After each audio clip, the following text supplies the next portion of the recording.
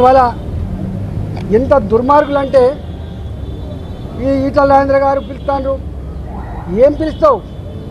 ఏం పిలిచినా ఏముంటుంది?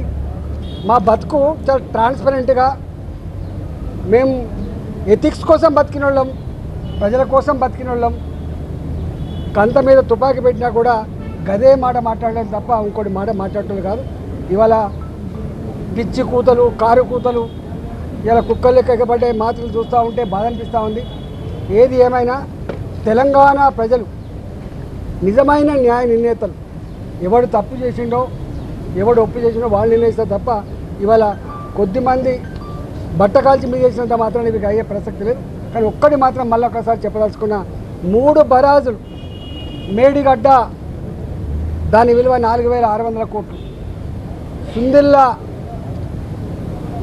అదేవిధంగా అన్నారం ఒకదానికేమో 2,700 కోట్లు, ఒకదానికేమో 2,011 కోట్లు. నేను ఒకటే కాంగ్రెస్ పార్టీని డిమాండ్ చేస్తూ ఉన్నా, భారతీయ జనతా పార్టీ ఇప్పటికే చెప్పింది నిజాయితీగా ఉండాలని చెప్పి కోరుతుంది. పార్టీ ప్రభుత్వ ధనాన్ని దుర్వినియోగం చేయొద్దని చెప్పి కోరుతుంది. చట్టాన్ని లోబడి ఉండాలని చెప్పి కోరుతుంది.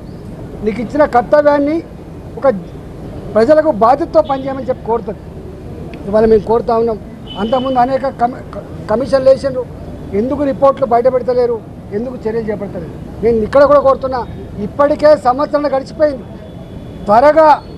త్వరగా ఈ రిపోర్ట్ను బయటపెట్టండి. త్వరగా నిజంగా ఎవరు బాధ్యులవుతారో వాళ్ళ మీద చర్యలు తీసుకోవాలి తప్ప మీరు తాత్సారం చేసి బట్టకాల్చి మీదేసి వాటిగా రాజకీయ పద్మం కట్టుకుంటా అంటే నిన్ను వదిలిపెట్టే ప్రసక్తి లేదు. తెలంగాణ సమాజం నిశ్చితంగా గమనిస్తూ ఉంది. నువ్వు ఏ ఆరోపణలు చేస్తూ ఉన్నావో,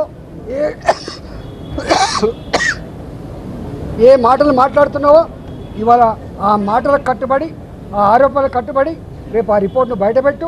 రిపోర్ట్లో ఏం నష్టం జరిగిందో, ఎన్ని వేల కోట్ల రూపాయలు దుర్వినియోగం జరిగిందో, దానికి కారకులు ఎవరో, తప్పకుండా దోషులు ఎవరో శిక్షించకపోతే నిన్ను ప్రజాక్షేత్రంలో నీకు శిక్ష తప్పదని చెప్పి కాంగ్రెస్ పార్టీ హెచ్చరిస్తాం.